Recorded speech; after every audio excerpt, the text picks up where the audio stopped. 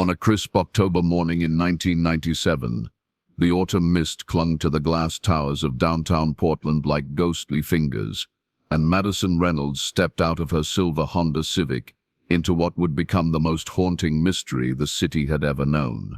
The parking garage beneath the Cascade Financial Plaza hummed with the mechanical symphony of a Tuesday morning car doors, slamming, heels clicking against concrete, the distant rumble of the Max light rail threading through the urban canyon above. Madison pulled her burgundy coat tighter against the chill as she walked toward the elevator bank, her blonde hair catching the fluorescent light in a way that made her look almost ethereal, as if she were already beginning to fade from the world.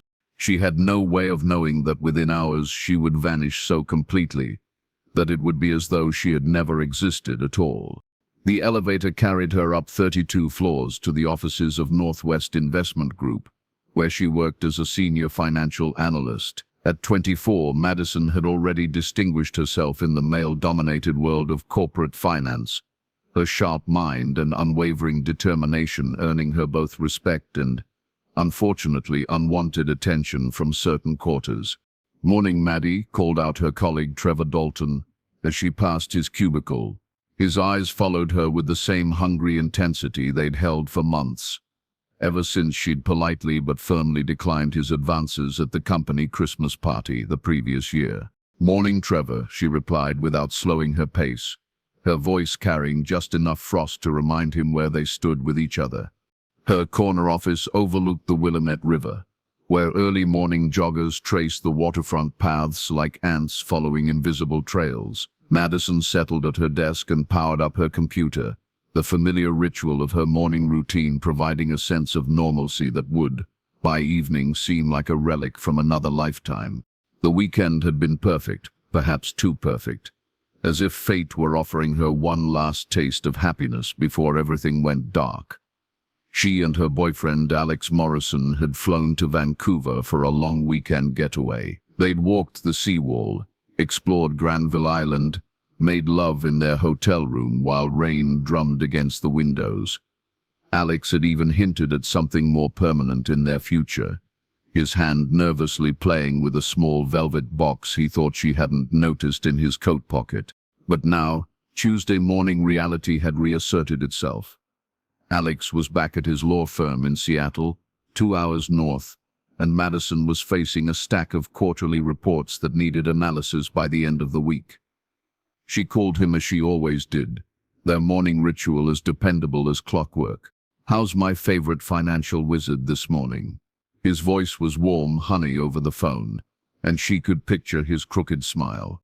"Caffeinated and ready to conquer the world," she replied, settling back in her leather chair.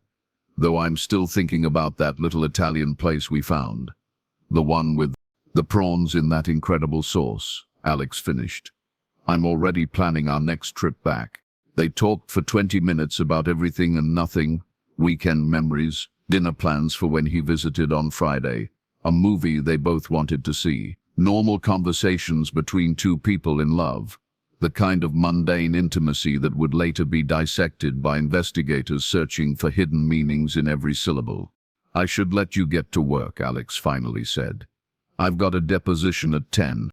"Text me when you're done," Madison said. "Love you." "Love you too, Maddie. Always." The line went dead, and Madison stared at the phone for a moment longer than necessary, as if some part of her already knew it would be the last normal conversation of her life.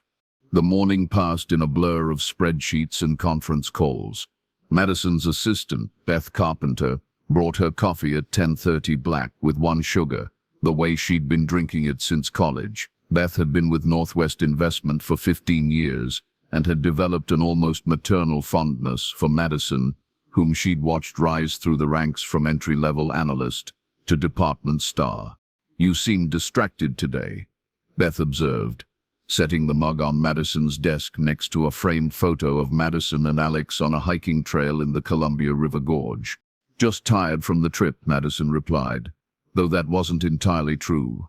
Something had been nagging at her all morning, a vague sense of unease she couldn't quite place. Maybe it was the way Trevor kept finding excuses to walk past her office, or the construction noise from the renovation happening on the 28th floor, where the constant hammering and drilling created an atmosphere of barely controlled chaos. The renovation had been going on for 3 months now, transforming the old Cascade insurance offices into modern co-working spaces. The construction crew was a mixture of local contractors and seasonal workers, many of whom spoke limited English and kept to themselves. Madison had noticed how they sometimes stared at the female employees with an intensity that made her uncomfortable, their eyes following the women's movements with a predatory focus that set her teeth on edge. Just last week she'd mentioned it to Beth during lunch. "It's probably nothing," she'd said, picking at her salad. "But there's something about the way they look at us, especially that foreman, what's his name? The one with the scar." "Ramirez," Beth had supplied. "I know what you mean. Security should do something about it." But security, it seemed, was more concerned with badge access and parking violations than with the subtle menace that seemed to emanate from the construction zone like heat shimmer from hot asphalt. At 2:30 that Tuesday afternoon, Madison finished her analysis of the Patterson Industries acquisition and decided to take a break. The October sun had burned through the morning mist, and the view from her window revealed Portland in all its autumn glory. The leaves on the downtown trees, a riot of gold and crimson, the distant mountains dusted with early snow. She decided to walk to the Starbucks on the ground floor of the building, a small indulgence that would give her a chance to clear her head. As she waited for the elevator, Trevor materialized beside her, as if summoned by radar. "Going down?" he asked, though he clearly hadn't been heading toward the elevator when she arrived. "Just getting coffee," Madison replied, watching the floor numbers descend above the elevator doors. "I could use a break myself," Trevor said, stepping closer than necessary. Madison could smell his cologne, something expensive and cloying that always reminded her of funeral flowers. The elevator arrived with a soft chime, and they stepped inside together. Trevor immediately pressed the button for the ground floor, then leaned against the wall in a way that seemed casual but effectively blocked Madison's exit path. The small space suddenly felt suffocating. "You know, Maddie," Trevor said as they descended, "I've been thinking about what you said at the company retreat, about needing to be more strategic with your career moves." Madison frowned. She didn't remember having any such conversation with Trevor, at the retreat or anywhere else. "I'm not sure what you...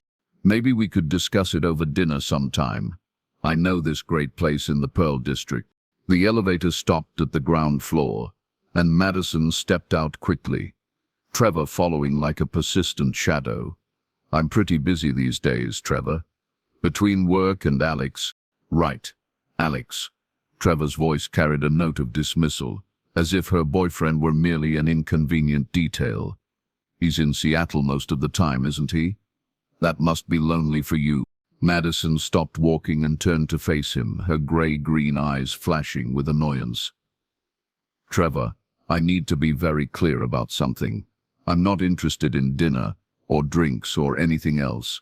I'm in a committed relationship, and even if I weren't, the answer would still be no."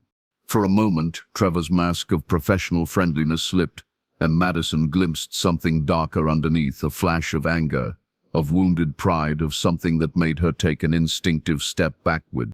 But then the mask was back in place, and Trevor was smiling his corporate smile. "Of course, I understand. Just thought I'd ask." He walked away without another word, but Madison could feel his eyes on her as she continued toward the Starbucks. The encounter left her rattled, though she couldn't quite articulate why. It wasn't the first time Trevor had been inappropriate, and it wouldn't be the last. But something about his reaction when she'd turned him down had seemed off, dangerous even. She bought her latte and was heading back toward the elevators when she noticed the construction crew taking their afternoon break near the building's side entrance. They sat on overturned buckets and makeshift benches, eating sandwiches and drinking from thermos bottles, their hard hats and tool belts making them look like modern-day warriors resting between battles. Several of them looked up as she passed, and Madison felt that familiar prickle of unease. One worker in particular, a lean man with calloused hands and a scar running from his left ear to the corner of his mouth, watched her with an intensity that made her skin crawl. When their eyes met, he said something in Spanish to his companions, and they all laughed in a way that didn't sound friendly. Madison quickened her pace, her heels clicking against the marble floor of the lobby like a staccato heartbeat. She told herself she was being paranoid, that construction workers looked at everyone, that the language barrier was creating suspicions where none existed. But as she waited for the elevator, she found herself thinking about the self-defense classes she'd taken in college, wondering if she remembered any of the moves, wondering why such thoughts would even occur to her in broad daylight in the middle of downtown Portland. The afternoon dragged on with unusual sluggishness, each minute feeling like an hour. Madison found herself checking her phone constantly, though she couldn't say what she was waiting for. Alex had texted after his deposition, "We miss you already," but even his usual warmth couldn't shake the growing sense of unease that had settled over her like a shroud. At 5:30, she decided to call it a day. Most of her colleagues had already left, and the office had taken on the hollow, echoing quality of a space being slowly abandoned. The construction noise from downstairs had stopped, replaced by the distant sounds of traffic and the whisper of wind against the windows. Madison packed her briefcase, gathering the reports she needed to review that evening. As she reached for her purse, she noticed that the photo of her and Alex had been moved slightly, as if someone had picked it up and put it back in the wrong position. She stared at it for a long moment, trying to remember if she'd touched it herself, but came up empty. Probably the cleaning crew, she told herself.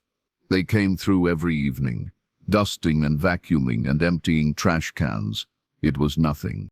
But as she headed toward the elevator, Madison couldn't shake the feeling that someone had been in her office while she was at Starbucks. It was subtle, a pencil in a slightly different position, her chair turned a few degrees from where she'd left it, the faintest hint of unfamiliar cologne lingering in the air. The elevator arrived, and Madison stepped inside, pressing the button for the parking garage. As the doors slid shut, she caught a glimpse of movement in the darkened office space behind her, a shadow that seemed to detach itself from the wall and move toward her vacated workspace. But when she craned her neck to look back, the hallway was empty, lit only by the pale glow of emergency exit signs and the distant Portland skyline. The parking garage felt different at this hour, transformed from a bustling hub into something more sinister. The fluorescent lights cast harsh shadows between the concrete pillars, creating pockets of darkness where anything could hide. Madison's footsteps echoed off the bare walls as she walked toward her car, her keys already in her hand, ready to unlock the doors and escape this suddenly oppressive place. She was halfway to her Honda when she heard them, footsteps that weren't quite in sync with her own, staying just far enough behind to remain in the shadows. Madison's pulse quickened, but she forced herself to walk at a normal pace, her thumb finding the panic button on her key fob. "Miss Reynolds?" The voice came from directly behind her, and Madison spun around, her heart hammering against her ribs. It was the construction foreman, the one with the scar, still wearing his work clothes but somehow looking more menacing in the dim garage lighting. "Yes," Madison kept her voice steady, professional, though every instinct was screaming at her to run. "I wanted to apologize," the man said, taking a step closer. His accent was thick, but his English was better than she'd expected. "Some of my crew, they don't understand American customs. The way they look at the ladies upstairs, it's not right." Madison relaxed slightly. An apology wasn't what she'd expected, and his tone seemed genuinely contrite. "Thank you. I appreciate that. My name is Carlos Mendoza," the man continued, extending his hand. "I run the crew on 28. We try to be respectful, but sometimes—" He shrugged eloquently. Madison shook his hand briefly, noting the calluses and the surprising strength of his grip. "It's fine. Really." "Good. That's good." Mendoza smiled, but the expression didn't reach his eyes. "You work late many nights?" The question sent alarm bells ringing in Madison's head. Not particularly. Why? Just wondering. We work late too sometimes. Good to know who else is in the building. There was something in the way he said it that made Madison's skin crawl. She took a step toward her car. Well, I should be going. Have a good evening. You too, Miss Reynolds. Drive safe. Mendoza melted back into the shadows between the concrete pillars, disappearing so completely that Madison began to wonder if the encounter had really happened. But as she unlocked her car and slid behind the wheel, she could feel eyes watching her from the darkness. She started the engine and backed out of her parking space, her hands trembling slightly on the steering wheel. In her rearview mirror, she caught a glimpse of movement, a figure emerging from behind a pillar to watch her leave. By the time she'd maneuvered out of the garage and onto the street, the figure was gone. Madison drove home to her condo in the Northwest Hills, taking a circuitous route that would have revealed any tale, though she felt foolish for even thinking in such terms. The encounter in the garage had unnerved her more than she wanted to admit, but she told herself it was probably innocent, a foreman trying to smooth over tensions with the office workers. Her building, Riverside Towers, was one of the newer developments in the area, a collection of sleek glass and steel structures that rose from the hillside like geometric flowers. Madison's unit was on the 15th floor, with floor-to-ceiling windows that offered a spectacular view of the city lights and the river beyond. She parked in her assigned spot in the underground garage, another concrete cavern that suddenly seemed full of threatening shadows, and took the elevator to her floor. The hallway was silent, carpeted in industrial beige and lit by expensive fixtures that created pools of warm light every few feet. Madison unlocked her door and stepped into her sanctuary, a one-bedroom unit decorated in warm earth tones, with modern furniture and carefully chosen artwork that reflected her success and independence. She'd worked hard for this place, saving every penny from her first 3 years at Northwest Investment, and it represented everything she'd achieved in her young life. But tonight, even her beautiful condo felt different. Madison couldn't shake the feeling that she was being watched. Though she'd checked and double-checked the locks on her door and windows, she drew the curtains across the living room's panoramic view, something she rarely did, and tried to settle into her evening routine. She heated up leftover Thai food from the weekend, poured herself a glass of wine, and tried to focus on the financial reports spread across her dining room table. But concentration proved impossible. Every small sound, the hum of the refrigerator, the whisper of wind against the windows, the distant rumble of traffic seemed amplified and somehow threatening. At 8:30, Alex called from his hotel room in Seattle. "How was your day?"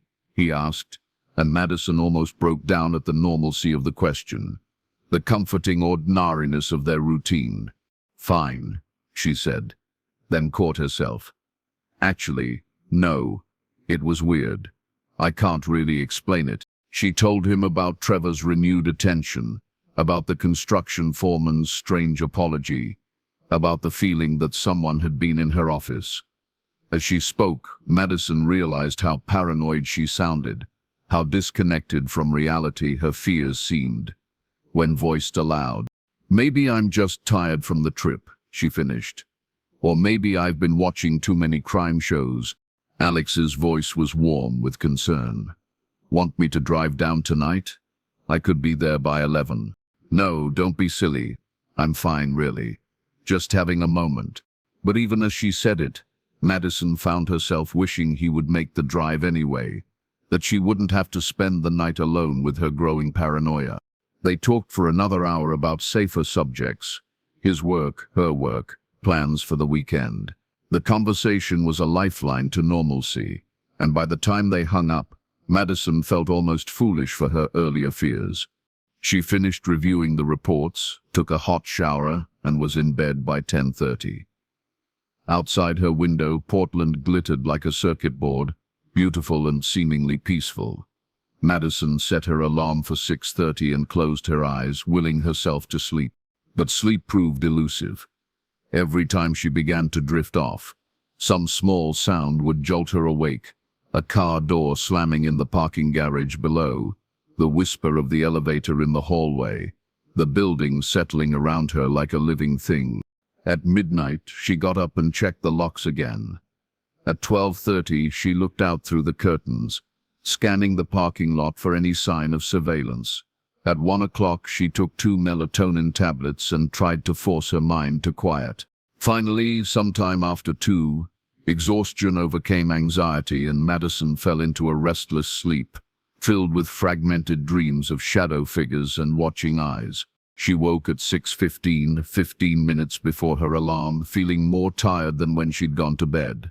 The October morning was overcast, the city below shrouded in a grey mist that seemed to muffle all sound. Madison lay in bed for a few minutes, staring at the ceiling and trying to recapture the sense of security that had always been her anchor. Her morning routine proceeded normally.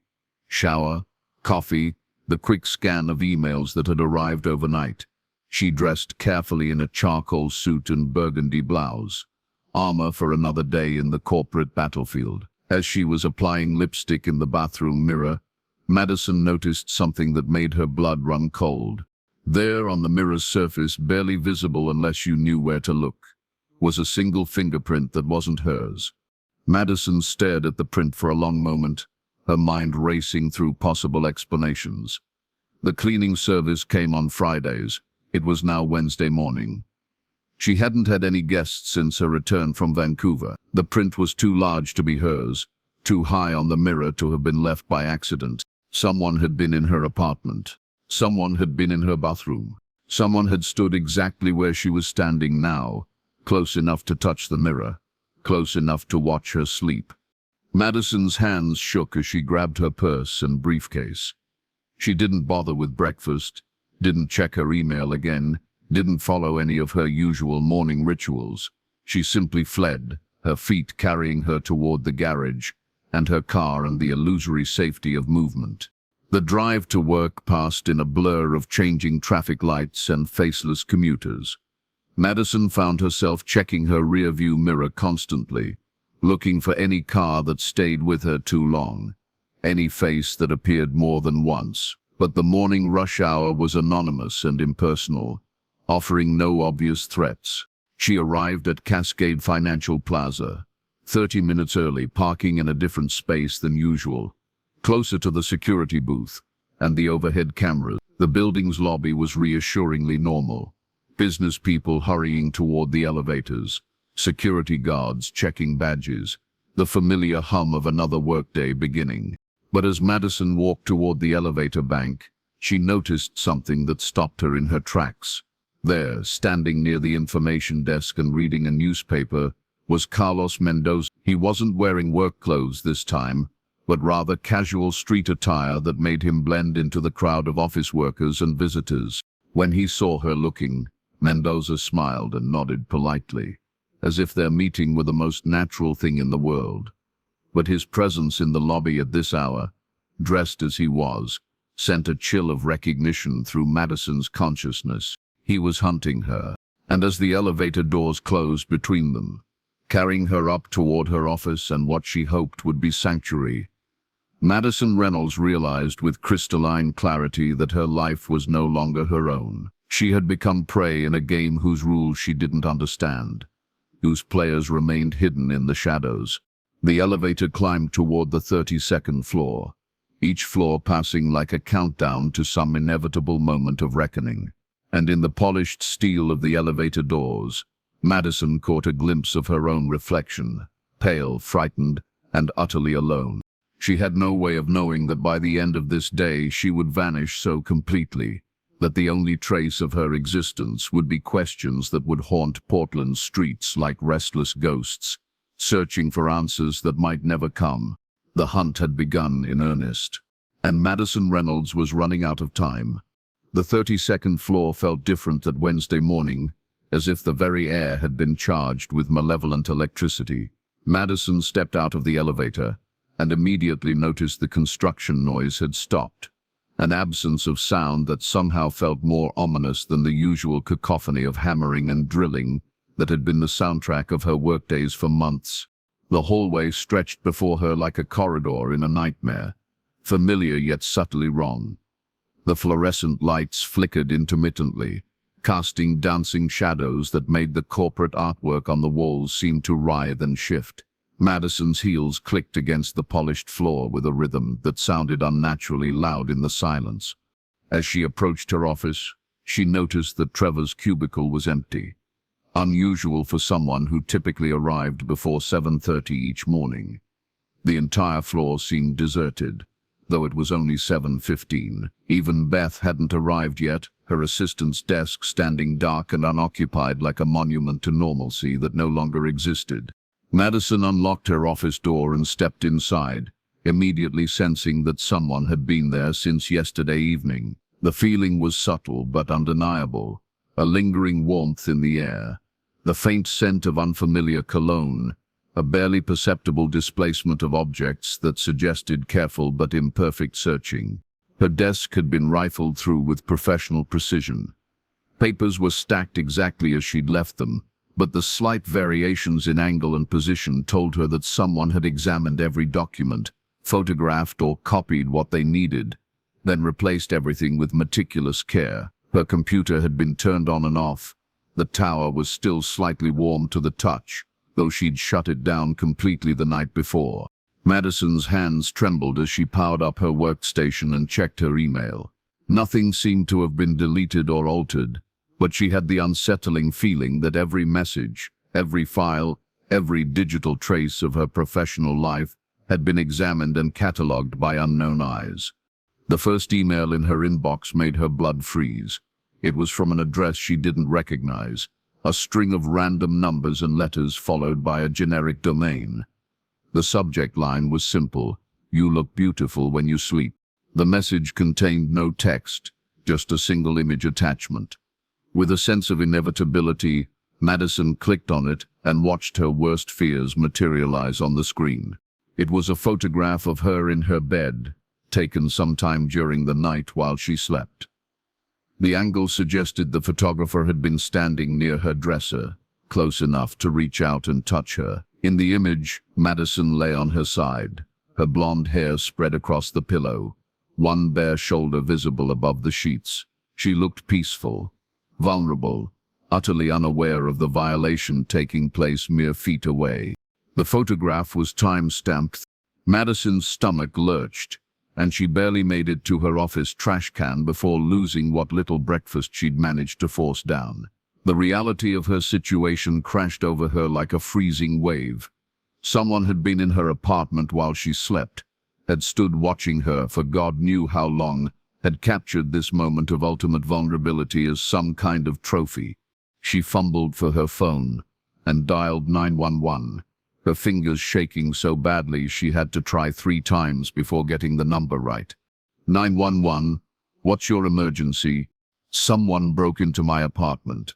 Madison gasped. They took pictures of me sleeping. They're stalking me. Ma'am, are you in immediate danger? I don't know. Maybe. Yes.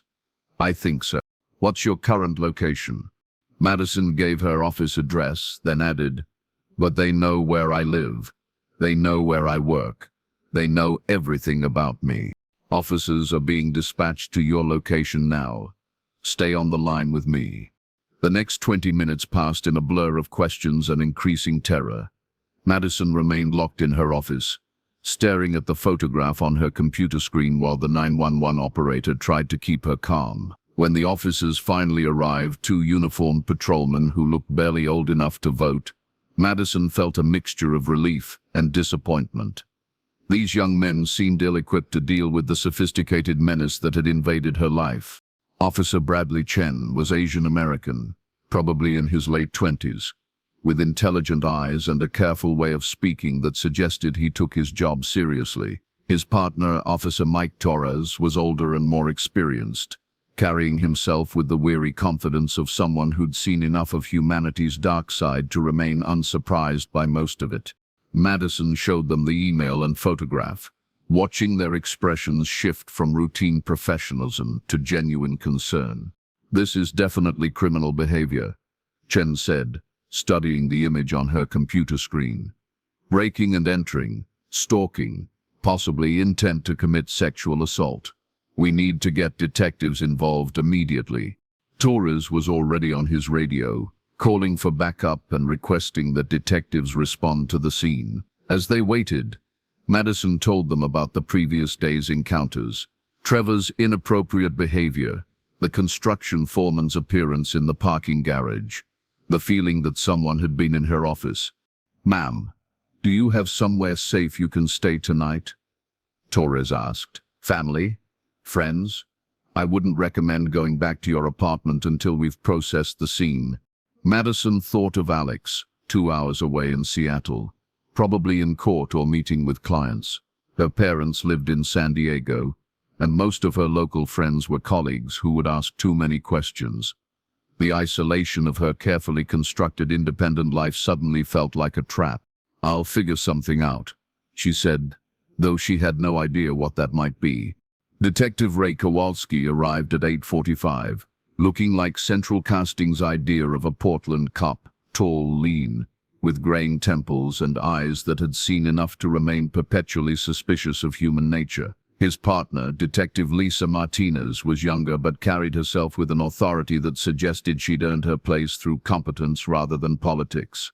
They listened to Madison's story with professional attention, taking notes and asking follow-up questions that revealed how little she actually knew about the people threatening her. When she finished, Kowalski leaned back in his chair and studied her with the calculating gaze of someone solving a puzzle. "Miss Reynolds, I need to ask you about your personal relationships," he said.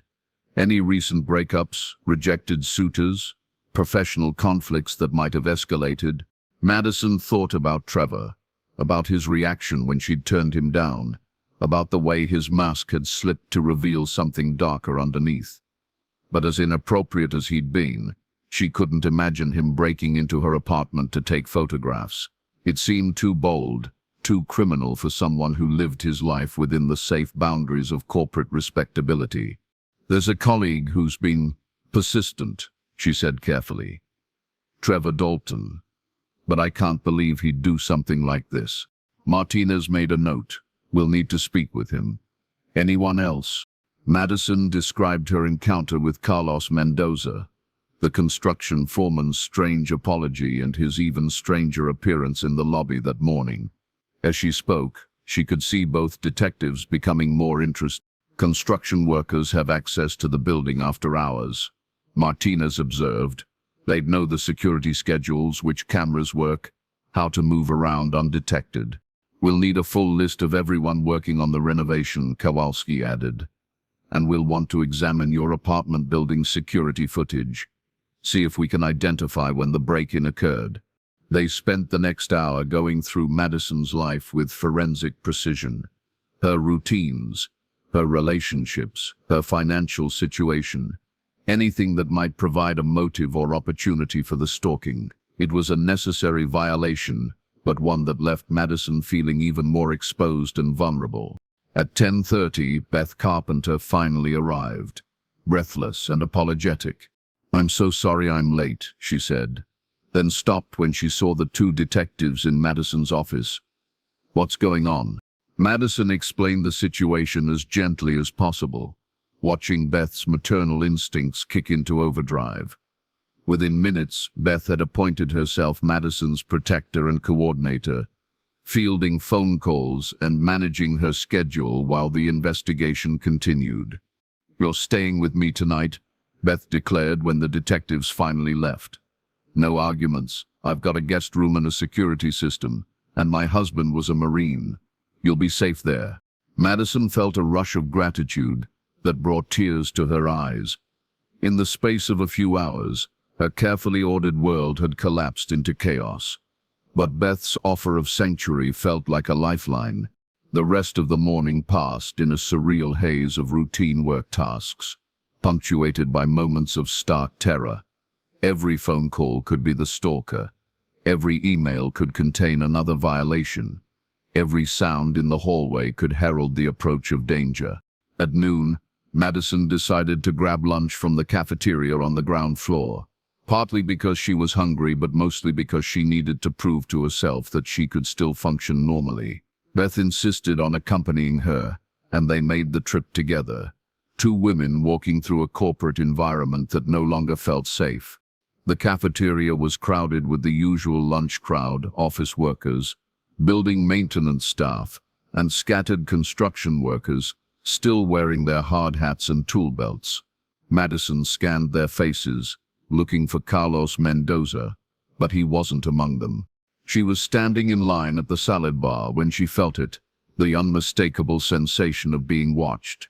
Madison turned slowly, her eyes searching the crowded room, and found what she was looking for near the windows overlooking the plaza.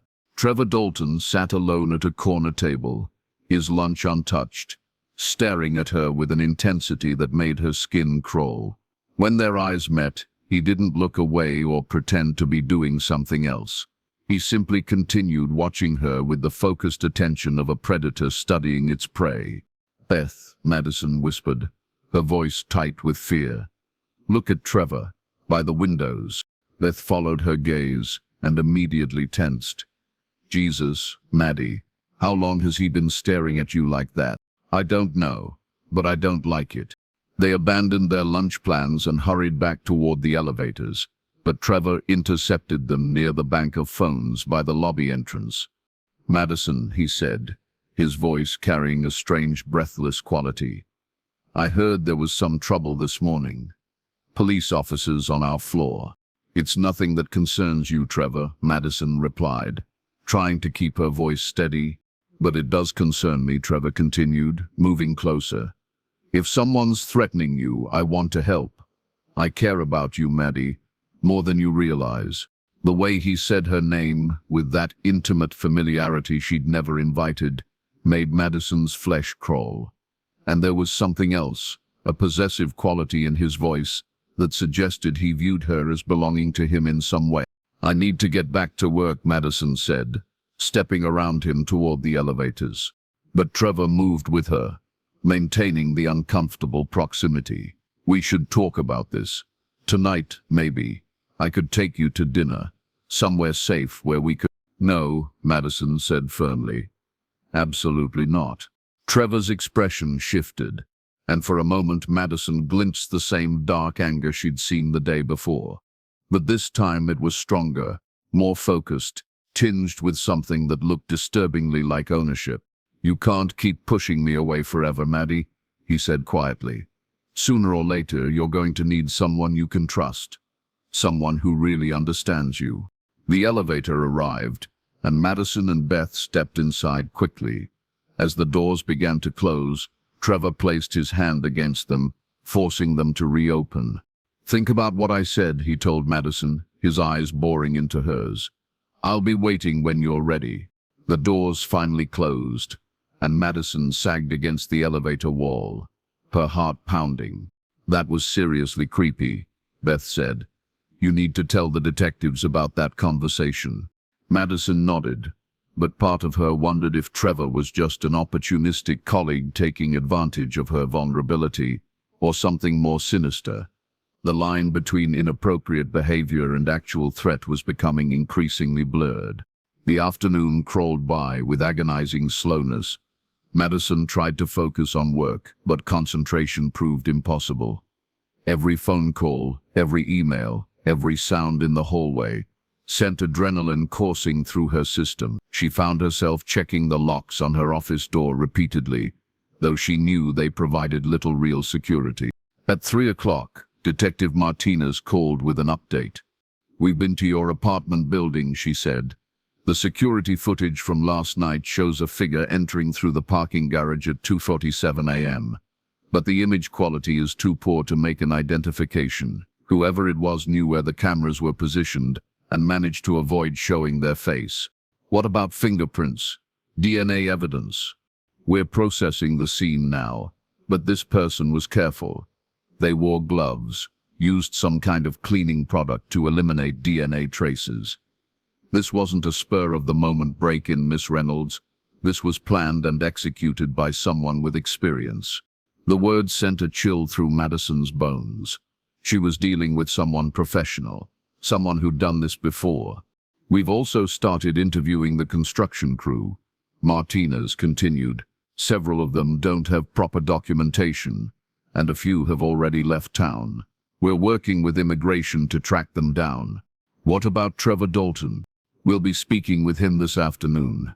In the meantime, I want you to be very careful. Don't go anywhere alone. Vary your routines, and call us immediately if you see anything suspicious. Madison hung up feeling more frightened than before. The professional nature of the stalking suggested this wasn't going to end with a simple arrest. Someone had invested significant time and effort in terrorizing her, and they weren't likely to give up easily. At 4:30, she was reviewing quarterly projections when Beth knocked on her office door. "There's someone here to see you," Beth said, her voice tight with concern. "He says he's from building security, but something feels off about him." Madison's blood went cold. "What do you mean off?" "I asked to see his badge, and he showed me one. But it looked, I don't know, wrong somehow. And he keeps asking questions about your schedule, when you usually leave, that sort of thing." "Call security," Madison said immediately. "The real security office. Find out if they sent someone up here." Beth nodded and hurried back to her desk. Madison locked her office door and called Detective Martinez, who promised to send officers immediately. Through her office window, she could see the Portland skyline beginning to darken as afternoon shadows lengthened into evening. 5 minutes later, Beth knocked again. "Building security says they didn't send anyone up here," she reported through the locked door. "And the man who was asking about you just disappeared. Security is searching the floor now, but he's gone." Madison felt the walls of her carefully constructed life closing in round her. Whoever was hunting her was escalating, becoming bolder, moving closer to an endgame she couldn't even imagine. At 5:15, with patrol officers stationed on her floor and building security on high alert, Madison decided it was time to leave. She couldn't hide in her office forever, and Beth was waiting to take her home where she would, theoretically, be safe. They gathered their belongings and headed for the elevator, flanked by 2 security guards who escorted them to the parking garage. The underground space felt even more threatening than usual, every shadow potentially hiding danger. Madison's Honda Civic sat exactly where she'd left it that morning, but something was wrong. As they approached, she could see that someone had been there, muddy footprints around the driver's side door, and what looked like scratches in the paint near the handle. "Don't touch anything," one of the security guards warned. "We need to call the police." But as they stood there waiting for the detectives to arrive, Madison noticed something that made her knees go weak. There, tucked under her windshield wiper, was a single red rose with a note attached. The security guard used a pen to extract the note without contaminating potential fingerprints. The message was brief and chilling. "Soon, my darling, very soon.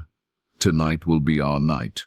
Madison stared at the words, written in neat block letters that revealed nothing about their author's identity.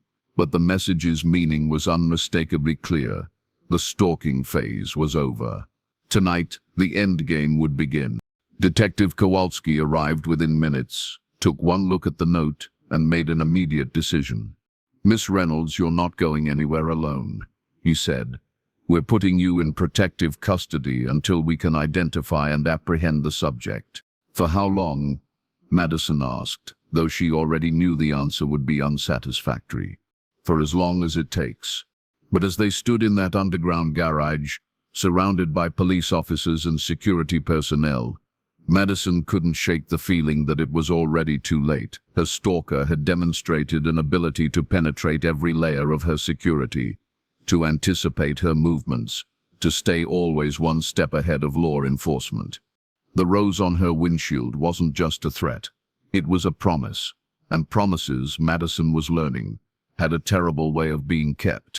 The evening stretched ahead like a dark tunnel with no visible end, and somewhere in that darkness, a predator was making final preparations for a hunt that had been planned with meticulous care. Madison Reynolds was about to discover that sometimes the most dangerous place to hide is exactly where everyone expects you to be safe. And in Portland's autumn twilight, the shadows were growing longer by the minute. The safe house was a modest, two-story colonial in the Hawthorne district, chosen specifically because it looked like every other house on the tree-lined street. Detective Martinez had explained that anonymity was their best defense, a principle that felt increasingly hollow as Madison stared out through the Venetian blinds at the gathering October darkness. Officer Chen sat at the kitchen table, monitoring radio traffic and coordinating with the surveillance teams positioned around the perimeter. His partner, Torres, patrolled the house's interior with the restless energy of someone who'd learned not to trust appearances. Outside, two unmarked police vehicles maintained watch from positions that offered clear sight lines to all approaches. It should have felt secure.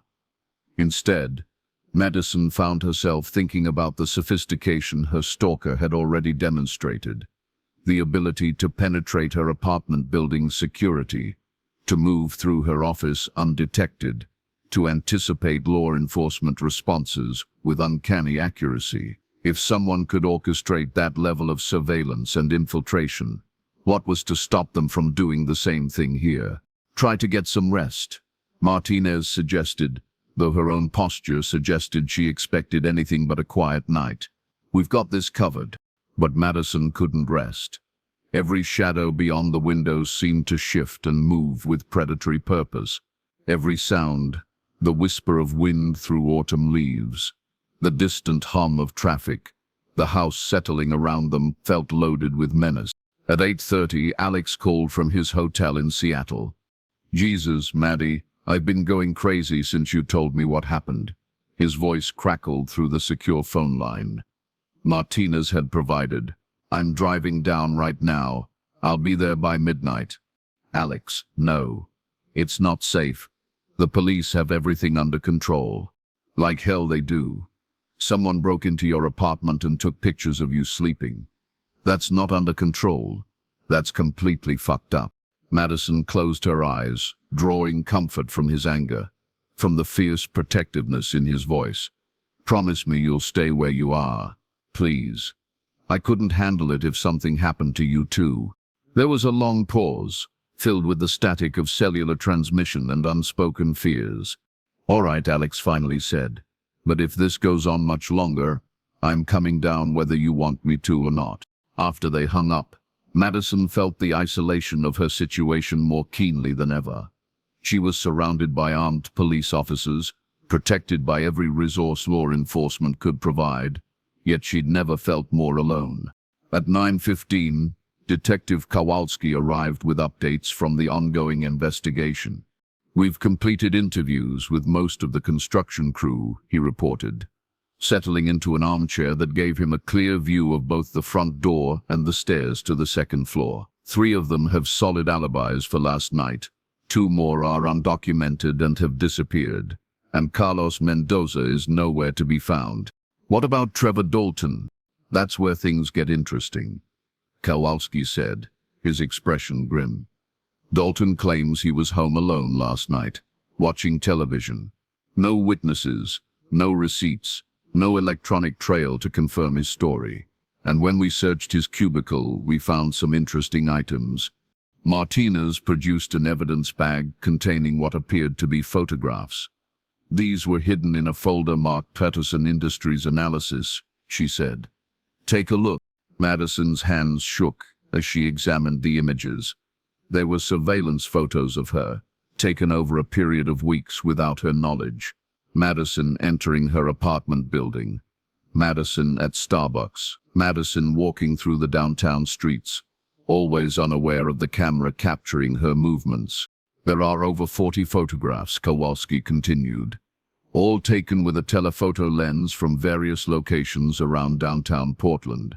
This represents extensive planning and preparation." "So Trevor is the stalker?" "That's what we thought initially. But then we found these." Martinez produced another evidence bag, this one containing what looked like threatening letters. But as Madison read them, her confusion deepened. The letters were addressed to Trevor Dalton, written in the same block printing as the note found on her car. The messages were brief, but chilling. "Stay away from her. She doesn't belong to you. Stop watching her or suffer the consequences." Someone else was threatening Trevor to stay away from you, Martinez explained, which suggests our real stalker viewed Trevor as competition, not an ally. Madison felt the ground shifting beneath her understanding of the situation. So if it's not Trevor, we're back to the construction angle, Kowalski said. Carlos Mendoza had access to your building, opportunity to break into your apartment, and the skills to do it without leaving evidence. But he's vanished completely. No trace at his last known address, no contact with his employer, no electronic footprint whatsoever. A chill ran down Madison's spine as she remembered Mendoza's scarred face, the way his eyes had followed her movements with predatory intensity. If he was indeed the stalker, his disappearance suggested he was preparing for the final phase of whatever plan he'd been executing. There's something else, Martinez continued. We found evidence that Mendoza had been living in one of the vacant units in your building for at least 2 weeks, the apartment directly below yours. He would have been able to monitor your movements, learn your routines, track your every habit. The revelation hit Madison like a physical blow. While she'd been going about her daily life, feeling secure in her carefully chosen sanctuary, a predator had been living directly beneath her, studying her like a scientist observing a laboratory specimen. How is that possible? The building has security. Security that Mendoza would have understood intimately, Kowalski replied. He did renovation work there 6 months ago. He'd know which cameras were functional, which guards were reliable, how to move through the building undetected. Madison sank into a chair, overwhelmed by the scope of the violation. Her apartment, her workplace, her daily routines, all of it had been compromised by someone who'd been planning this campaign of terror for months. At 10:30, the first indication that something was wrong came from the surveillance team positioned across the street. Control, this is Unit 3, Officer Chen's radio crackled to life.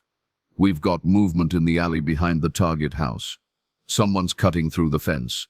Martinez was instantly alert, her hand moving to her service weapon. All units, maintain positions. Do not engage until you have positive identification. Unit 2 here. I've lost contact with Unit 3. They're not responding to radio calls. The words sent ice through Madison's veins. She watched Martinez and Kowalski exchange glances that confirmed her worst fears. Their perimeter was being compromised by someone who'd managed to neutralize professional law enforcement officers without raising an alarm. We're moving to fallback position, Kowalski decided immediately. 2nd floor, back bedroom. Better sightlines and only one access point. They hustled Madison up the narrow staircase, Chen taking point while Torres brought up the rear. The safe house's 2nd floor was cramped and poorly lit, with small windows that offered limited views of the surrounding neighborhood. Madison found herself in a bedroom that smelled of dust and disuse, furnished with a single bed and a dresser that looked like it had been salvaged from a garage sale. Martinez positioned herself near the window, peering through the blinds at the darkened street below. Unit 4, report, Chen said into his radio. Static was the only response. Jesus, Torres muttered. How many people are out there? The question hung in the air like smoke unanswered, and increasingly ominous. If Carlos Mendoza was indeed responsible for neutralizing multiple surveillance teams without triggering alarms or backup responses, he was far more dangerous than anyone had imagined. At 11 o'clock, the house's electricity went out. Emergency lighting kicked in immediately, bathing everything in harsh white illumination that created strange shadows and made familiar objects look threatening. Madison could hear Chen on his radio, trying to coordinate with dispatch, but the responses were fragmented and confused. All units in the vicinity are responding to multiple emergency calls, came the crackling voice from dispatch. ETA for backup is 20 minutes. 20 minutes? Martinez hissed. We may not have 20 minutes. As if summoned by her words, they heard the sound they'd all been dreading, the soft whisper of the front door opening despite the locks, the security system and every precaution they'd taken. Someone was inside the house. Torres positioned himself at the top of the stairs, his weapon drawn and ready. Chen moved to cover the hallway that led to the back bedroom, where Madison crouched behind the bed, her heart hammering against her ribs with such force she was sure it could be heard throughout the house. The intruder moved with ghost-like silence, but the old house betrayed his presence with small creaks and settling sounds that tracked his progress through the first floor. He was methodical, checking each room, eliminating hiding places, working his way toward the inevitable confrontation. "Portland police," Torres called out. "The building is surrounded. Come out with your hands visible." The response was a sound that chilled Madison's blood. Low, masculine laughter that seemed to come from everywhere and nowhere at once. "Madison," a voice called softly from the first floor. "Madison, my darling, I know you're here. I know you're frightened. But there's no need to be afraid anymore. We're finally going to be together." The voice was accented, definitely Carlos Mendoza, but there was something else in it now, a quality of madness, of obsession, that had crossed the line into complete delusion. "I've been watching you for so long," Mendoza continued, his voice growing closer as he climbed the stairs. "Learning everything about you, your favorite coffee, the way you brush your hair, the little sounds you make when you dream. You're so beautiful, Madison. So perfect. And now you're going to be mine forever." Torres fired a warning shot that echoed through the house like thunder, but Mendoza's response was more laughter. "You can't stop what's already begun," he called out. "This house, these officers, this entire pathetic charade, I planned for all of it. I know exactly where she is. I know exactly what I'm going to do." Chen was speaking urgently into his radio, calling for immediate backup, for SWAT teams, for anything that could tip the odds in their favor. But Madison could see in Martinez's face that they all knew the truth. Help wasn't coming fast enough. The hallway outside their room went silent, and in that silence, Madison could hear something that made her skin crawl. The sound of breathing, slow and steady and patient, just beyond the bedroom door. Mendoza wasn't in a hurry. He'd been planning this moment for months, and he was going to savor every second of it. "Madison," he whispered, so close now that his voice seemed to come from inside her head. "Come out, my love. Come to me willingly, and I promise your police friends won't be hurt. Continue hiding, and I'll have to become unpleasant." Martinez raised her weapon, aiming at the door, but Madison could see the fear in the detective's eyes. Whatever Carlos Mendoza had become during his months of obsession, he was no longer quite human. He was something else, something that had moved beyond the normal constraints of reason and morality. The door exploded inward in a shower of splinters and dust. Mendoza stood in the doorway like an avenging angel, no longer the humble construction worker Madison remembered. His clothes were tactical black, military-grade equipment strapped to his body, night vision goggles pushed up onto his forehead. In his hands was a weapon Madison didn't recognize, something that looked like it belonged in a war zone rather than a suburban safe house. Martinez fired first. 3 shots sent a mass that should have dropped any normal person. But Mendoza was wearing body armor, and the bullets struck him with no more effect than raindrops. His return fire was surgically precise, a single shot that caught Martinez in the shoulder and spun her round like a child's toy. Chen dove for cover behind the dresser, returning fire, but Mendoza moved with inhuman speed and precision. Another precise shot, and Chen collapsed with a scream of pain, his weapon skittering across the floor.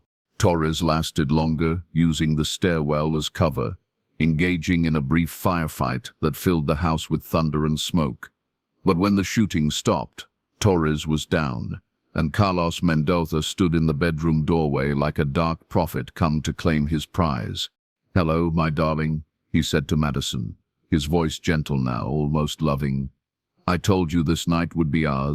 Madison pressed herself against the far wall, looking for escape routes that didn't exist, weapons that weren't there, options that had been eliminated by months of meticulous planning. "Why?" she whispered. "Why me?" Mendoza's scarred face softened with something that might have been genuine emotion. "Because you're perfect," he said simply. "Because from the moment I first saw you, I knew you were meant to be mine. Do you remember? 6 months ago, when we were working on your building's lobby renovation, you walked past our work area and you smiled at me. Just a polite smile, but it was the most beautiful thing I'd ever seen." Madison did remember vaguely. A construction project, workers in the lobby, a brief moment when she'd acknowledged their presence with the kind of automatic courtesy her mother had taught her. Such a small gesture forgotten within minutes, but it had apparently changed the entire course of her life. "That wasn't, I was just being polite. It didn't mean anything." "It meant everything," Mendoza said, moving closer. "It told me that underneath all your success, all your independence, all your careful control, you were lonely. You needed someone to take care of you, someone to make the difficult decisions, someone to love you the way you deserve to be loved."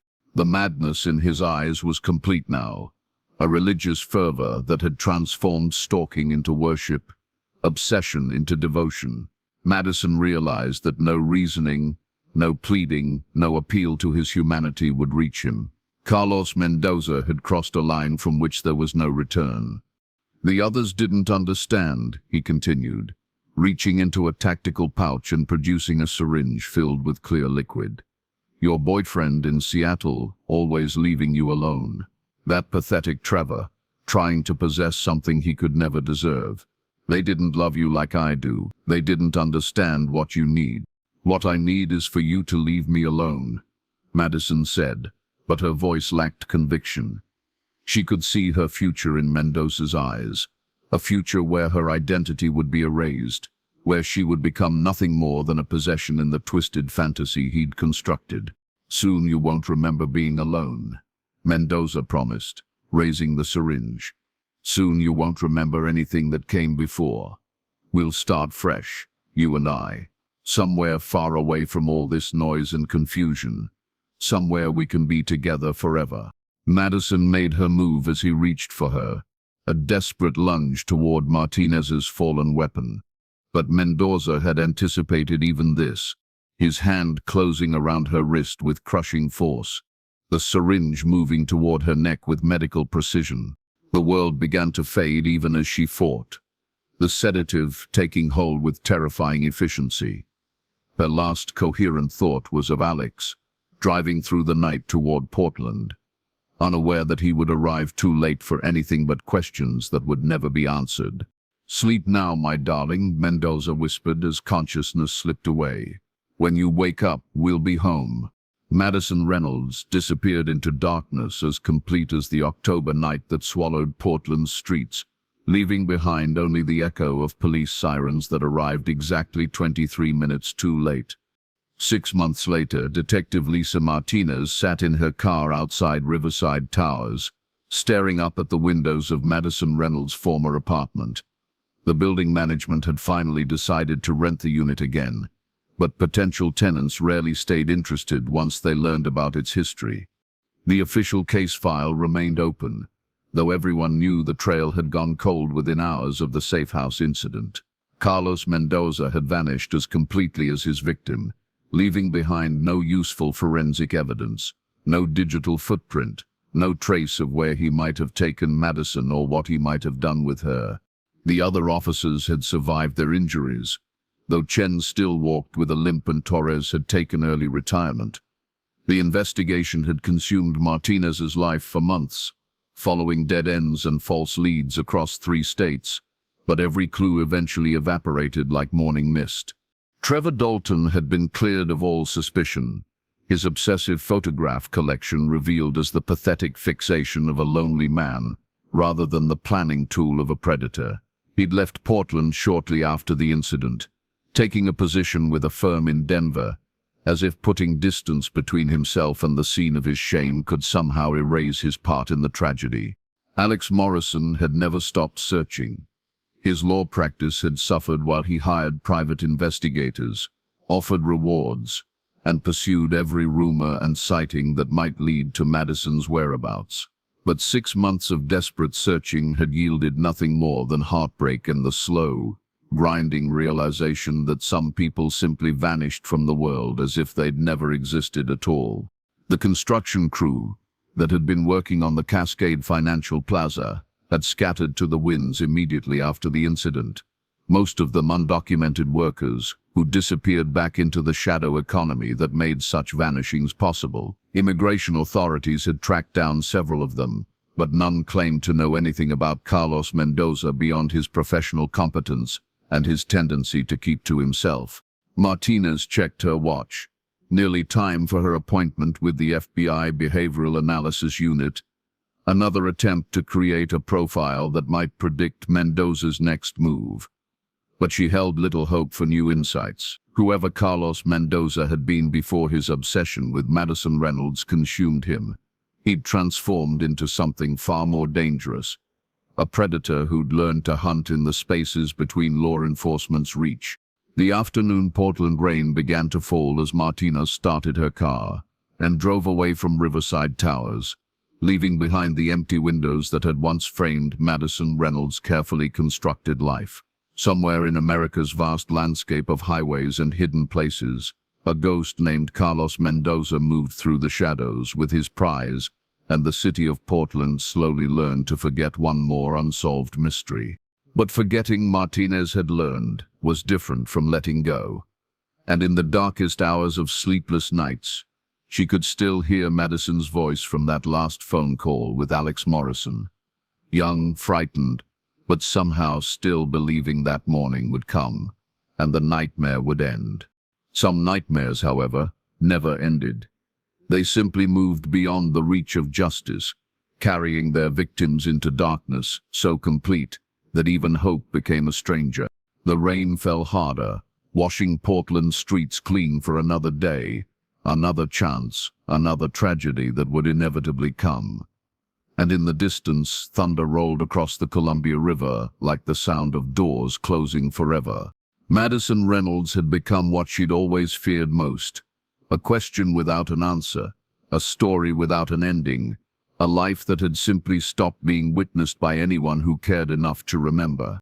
In the files at Portland Police Bureau, her case remained officially active, but in the real world where rain fell and seasons changed, and other tragedies demanded attention, Madison Reynolds had already begun the slow fade into history that awaited all that disappeared, joining the ranks of the vanished who existed now only as warnings whispered in parking garages and safety seminars, cautionary tales about the monsters that lived in the spaces between what we could prove and what we feared. The hunt was over. The predator had won.